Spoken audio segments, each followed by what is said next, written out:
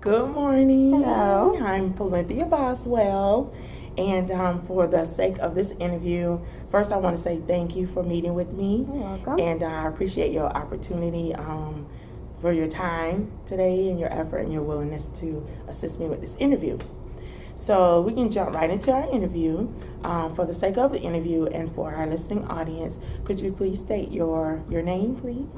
My name is Samantha Hines.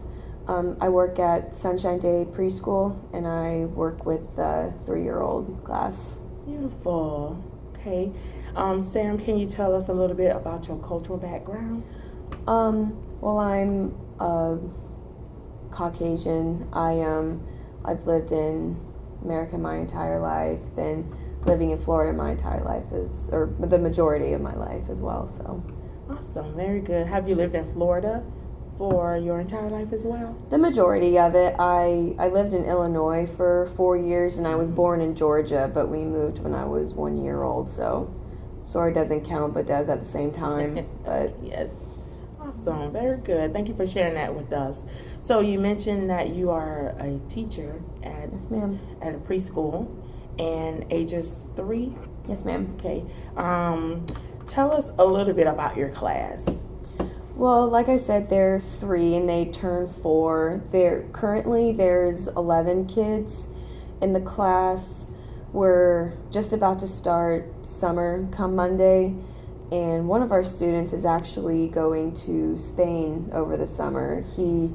His grandparents live in Spain, and his dad is Spanish, so he wants his son to have get to see his own cultural background a little bit. So he's going to go to Spain and spend the summer with his grandparents. And then we have a couple of part-time kids. So, but we have 11 right now. Nice. So I'm so excited. Does the student really understand what that means about going to Spain and how that impacts him, would you say? A little bit. He's 4, so it doesn't impact him too much. It's so interesting to watch him because someone will speak to him in Spanish and he will understand 100% of what they're saying to him. He just can't speak it yet. Oh, okay. It's amazing to watch it, and sometimes he'll respond in Spanish, and sometimes he'll see some numbers and he'll want to count with me in Spanish. So he's getting there. I'm sure if they keep going to Spain over the summer, that over the course of his lifetime, he'll understand it a lot better. But at 4, he doesn't have too much of a grasp of his culture yet, I don't believe. Nice. Awesome. That's interesting because now, today, our students are learning Spanish. And I remember when I was growing up, they offered Spanish when I got to the 8th grade. And then from that point forward, but I'm so excited now to see that students have an opportunity to learn another language even at that age. Oh, yeah. Do you guys do anything else like in Spanish? Do you, like you mentioned, like counting? Do you guys do letters? We have a music class. And this past year, we did a color song. So the teacher had pieces of paper that was the color. So red piece of paper for red, and they would sing like red is rojo, red is, and it was really cute because as the kids learn the song throughout the school year, you'd hear them walk around the class, red is rojo. It was really cute, and I mean they would learn the colors in Spanish. Off the top of my head, I can't remember any other songs that we sang in Spanish, but that's a great start. Yeah. That's a great start. It was really cute. Yeah, that's so nice. So nice, beautiful. Is there anything else that you would like to let us know about your classroom? Nope. Any students? Okay. Well, thank you for sharing. Thank you. Awesome. So I want to just kind of briefly touch on how we actually met and how we're at this point today in our interview. I don't know if you remember, but I do remember us having a couple of classes together. I think we may have started online. I don't remember if we had an online class first, but I remember first actually meeting you when we had Dr. Davis's class. Was it which class was it? Wasn't it like it wasn't? I think it was special needs. Was it no, not special needs. It was a science engineering. I feel like it was kind of like one of those. It was a STEM class. Yes, definitely. But yeah, we first met there. Yeah. I remember I was late, so I sat in the back. And then you were just sitting right next to me. I walked in, I'm like, oh my gosh. And you're like, it's going to be okay. And I'm like, no, it's not, but thank you. And then, yeah, just throughout the semester, sitting next to each other, you just strike up conversations because Dr. Davis, I really like that she has a lot of discussions in her class. So that's how we really got to start talking. That's so awesome. And then we had a lot in common. Yes. You know, we found out in our next classes that when we took together, and so beautifully we always sat by each other. Yes. It was so awesome. So we always had great conversation. Whenever either one of us were like feeling like we would lift each other up, and I really enjoy that. So I'm so glad that we are now friends, and we have we're doing this journey together. So we have a heart for children. Yes. And we want to make sure that we can do all that we can do to help them and their families. Yes. So thank you. You're welcome. Awesome. So can you tell us a little about your experience with the anti-bias education? Well, right now I have, in my class, I have a African American child. I have a student that is half African American, half white, and I have an Arabic. I have a student that has Arabic background. She's not very involved in her culture, though. I have another student. I'm honestly not quite sure what his background is. He has the skin tone of a mixed child, but both of his parents are very tan, and just the conversation hasn't come up yet. So we have a little bit of a mix in there. The only like real anti-biased thing that has come up is one day one of my students, who can sometimes be a little too rough with being handsy, not in a negative way, but he wanted to feel our African American students' hair because it's a different texture. And he just kind of went for it. And I was like, hold on, let's stop for a second. First, before you touch him, you need to ask him. You need to say, hey, child's name, is it okay if I can feel your hair? And once the student said yes, I showed him this, and I showed it with his hair. And by the way, it was a Caucasian child that wanted to feel the other child's hair. And I showed it with his hair. I just like gently kind of rubbed his hair. I'm like, this is how you do it. So then I watched him, and he was just kind of feeling it. I mean, kids are curious. I mean, they see that your hair doesn't look like my hair, or your hair is a different color than my hair. They see stuff like that. And so they're curious. So I allowed him the opportunity to feel the different texture of his hair. Throughout this particular school year, we haven't really gotten a lot into different cultures, but my lead teacher is Spanish, and so she speaks with the Spanish-speaking child a lot. So they get a little bit of a Spanish integration because they hear her talking, and we have other teachers in the school that come in and they'll talk to each other in Spanish, and you'll always see the kids looking at them like, what are you saying? But yeah, that's and at least in this year, that's the well, also with the male and female kind of clash sometimes in classrooms. I'll hear little girls go, you can't come in home living, you're a boy. No. And then that's when I would walk in and be like, well, doesn't daddy help mommy in the kitchen sometimes? Yes. Is daddy a boy? Yes.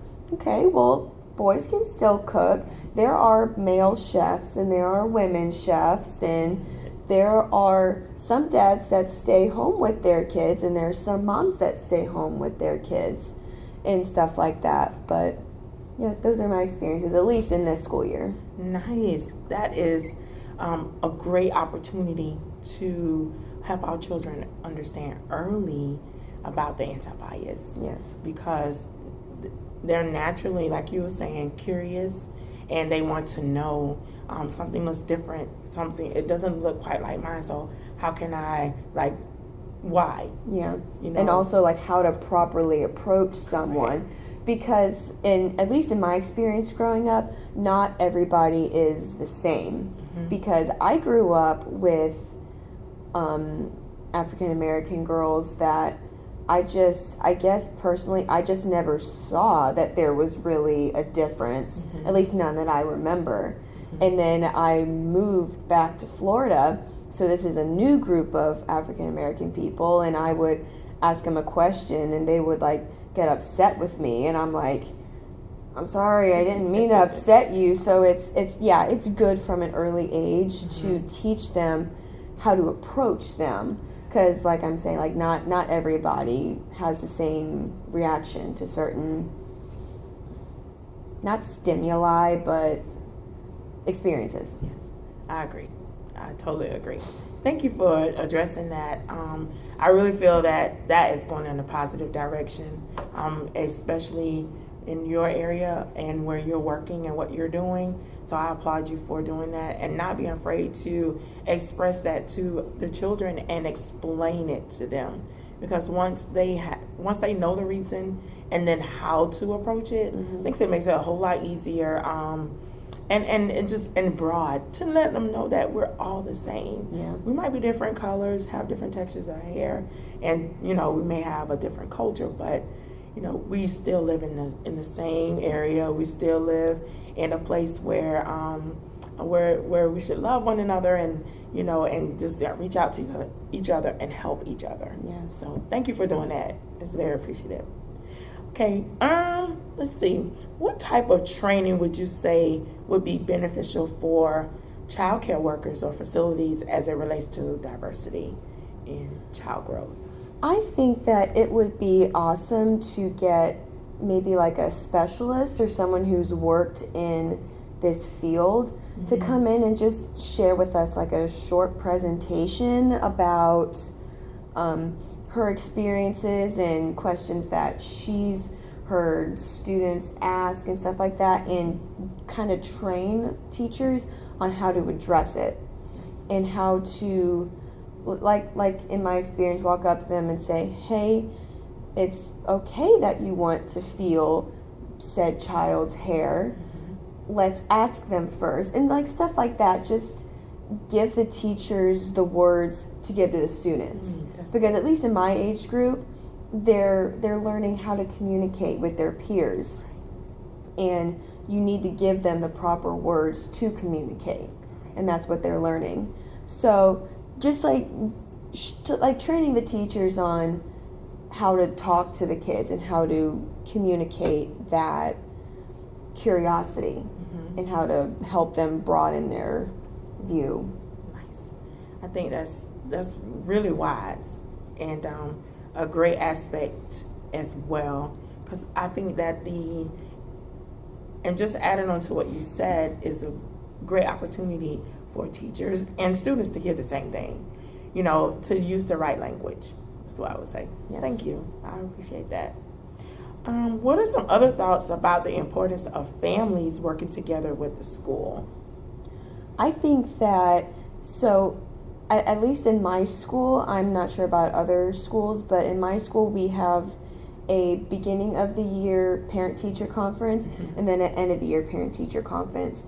I think that beginning conference is a good opportunity for the teacher to sit down one-on-one with the parents, no kids around, to just have the parents open up and talk about themselves, their cultural background, what they do at home, and so that you can, and it's good also with like if the child starts to act up, to have that relationship with the parents and say, your child is showing this behavior at home.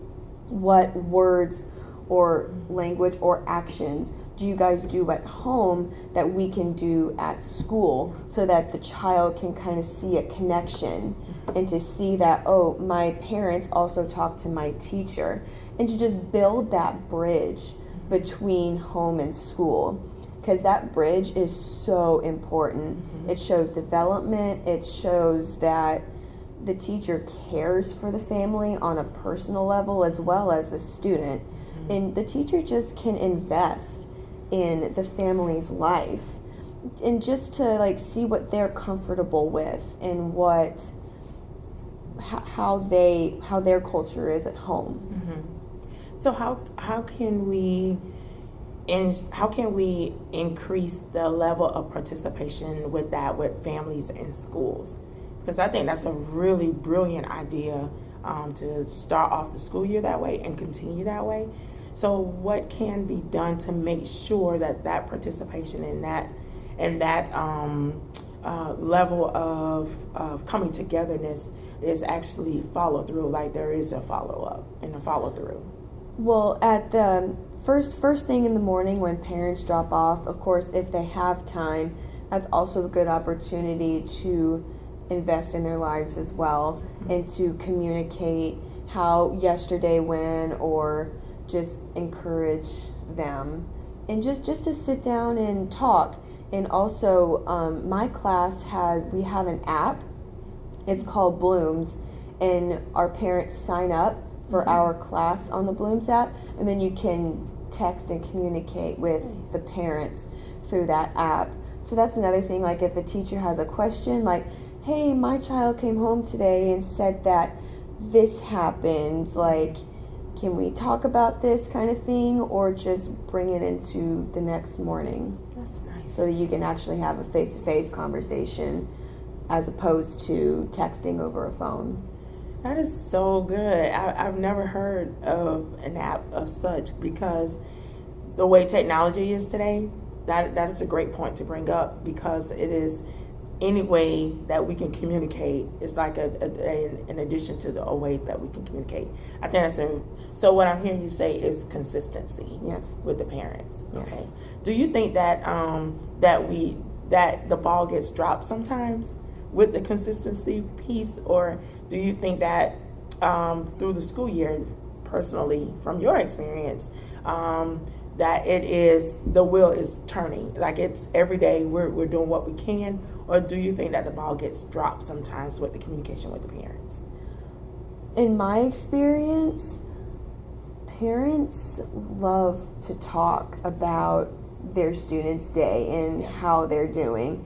And in my experience, so like for example, not too long ago, like every month we have 2 chapels a month. Okay. And our second to last chapel was Zacchaeus climbing up the tree, and we had a outside chapel this time. So our children's pastor for the church came out and climbed up in one of the trees, and I took a couple pictures and shared with the parents that, hey, we had a really special chapel today. We went outside, we saw Zacchaeus climbing in the tree, and Jesus coming and telling Zacchaeus to get down.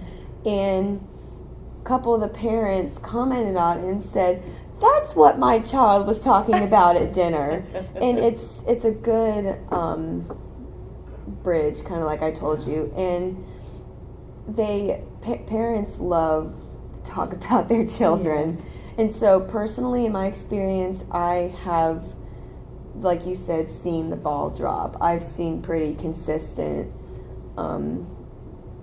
conversations and communication with the parents about their child. Good. Awesome. That just makes my heart smile. That's so good. Thank you, Sam. Mm-hmm. What would you say, actually, can you explain what is the one most single important thing you believe that helps connect students together within the classroom? So if you have a classroom full of students and they're all different, what is that one thing that you would say that brings them all together, makes them one? Respect. the first 2 weeks of school is so crucial in teaching them like the rules of the class. We are kind, we are respectful, and also something that I'm probably going to do next year that I saw a coworker do. I thought it was an amazing idea. You were speaking earlier about like it doesn't matter what we look like on the outside, we look the same on the inside. Well, my coworker got 3 separate eggs. There was a white egg, I think like a brown egg, and maybe like a speckled egg of some sort. And she showed them, and she said, "What does this look like?" "Oh, well, it's white. It's in the shape of an oval," and compared the 3. And she goes, "Well, do they look the same on the outside?" "Yes." And then she cracked them open and showed what the yolk looked like on the inside. Then they compared what the yolks looked like on the inside, and they were the same. So she tied that in with, it doesn't matter what we look like on the outside, we look the same on the inside. And so we need to respect our friends no matter what they look like, no matter what they did to you on playground 15 minutes ago. You need to respect your friends. That's nice. So I had to ingrain that in my brain because I thought that was such an amazing thing to do. And it's something visual that they can understand. Because if you speak about it, you need to respect your friends. They're not going to remember that, but they will remember you cracking the egg and looking inside at the yolk. Yes, that's so beautiful. And do you think that concept can actually transform and translate to adults as well?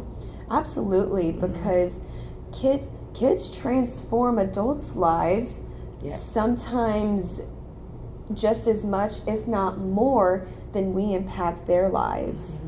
And like just yesterday, a student of mine, it was the last day of school, a student of mine gave me it was one of those boxes with a quote on it, and it said, "It takes a big heart to shape little minds."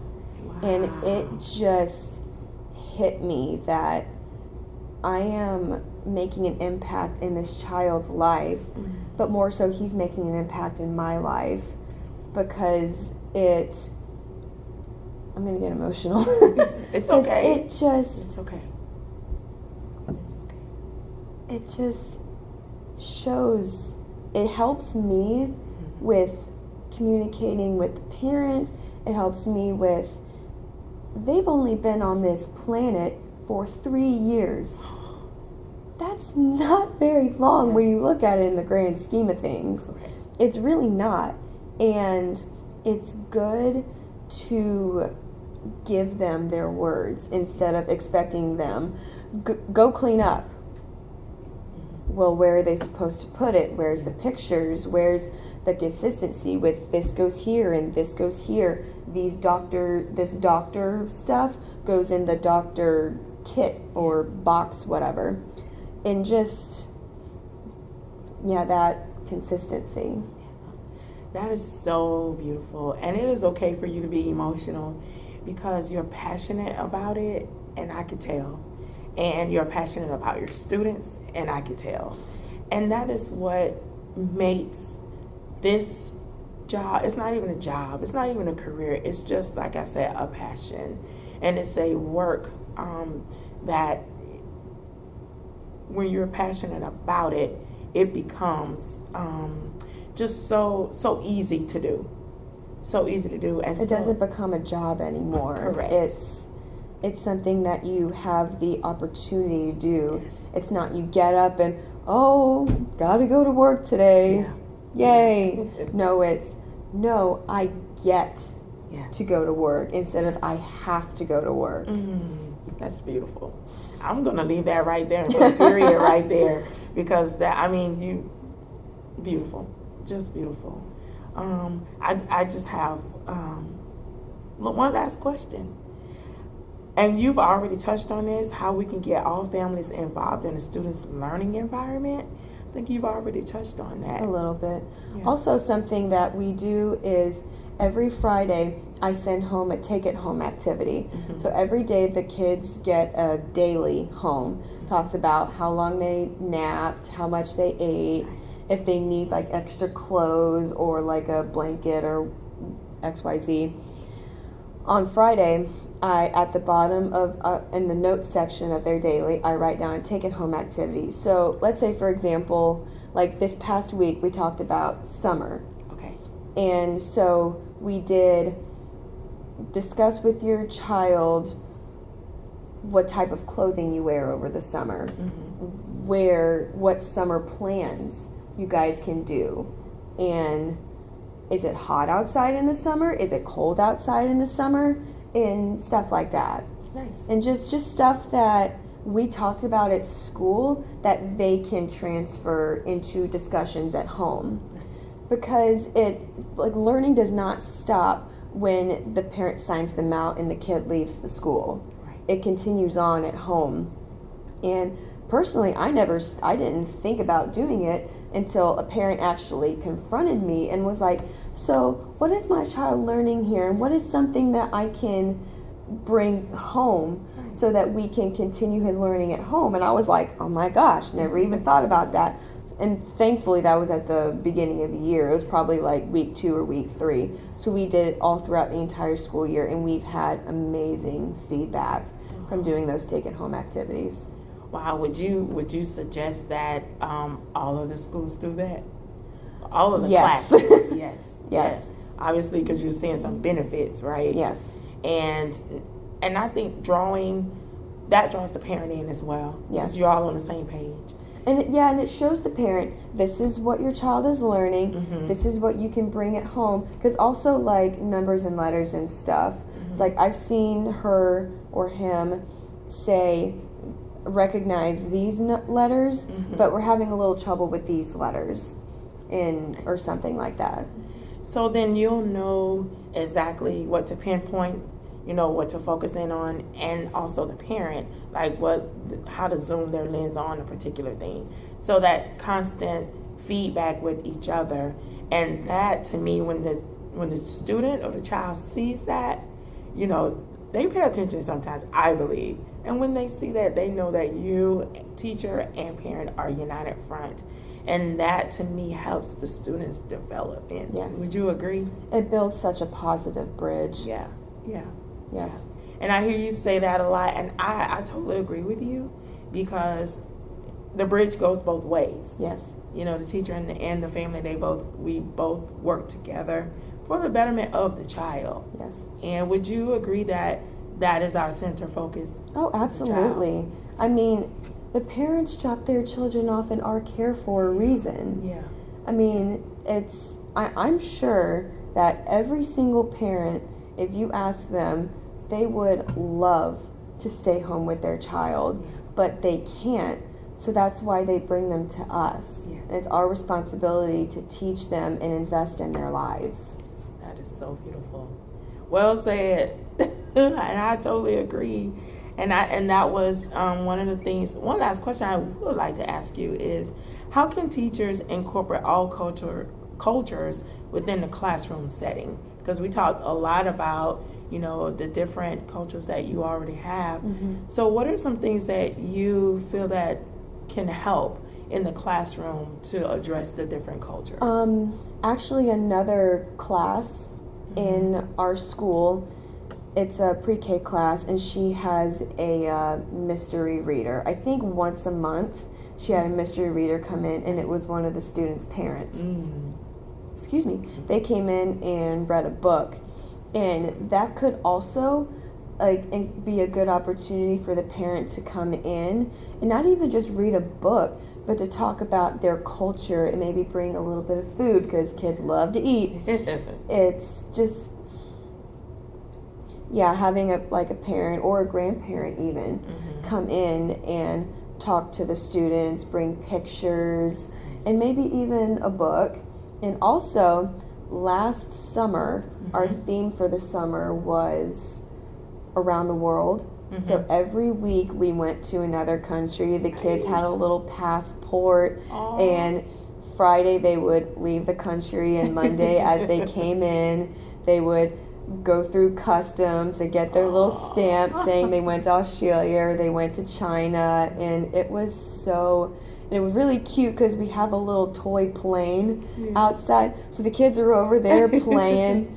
And we're like, where are you flying to? And we're like, we're going to Africa. Have a nice day, or something like that. It was just so cute, and that's a good way to integrate a lot of other cultures. And I actually looked up a video of like an Australian woman reading a book so that the kids can hear their accent. Like, yes, they speak English, but they say things a little different than we do. Yes, beautiful. So whenever you have those days again, let me know so I can come to your class. I think that is such a great learning, great training for the students because they remember when they're young. Yes. And they're very influential. And I think you guys are doing a great job. You're doing an awesome job as a teacher. So thank you for allowing us to talk and for me to interview you. Is there any last words that you will offer, like students in my class that may get a chance to see this video, or my teacher who may get a chance, who will see this video? Not that I can think of. Okay. Thank you again, Sam. I really appreciate it. All righty.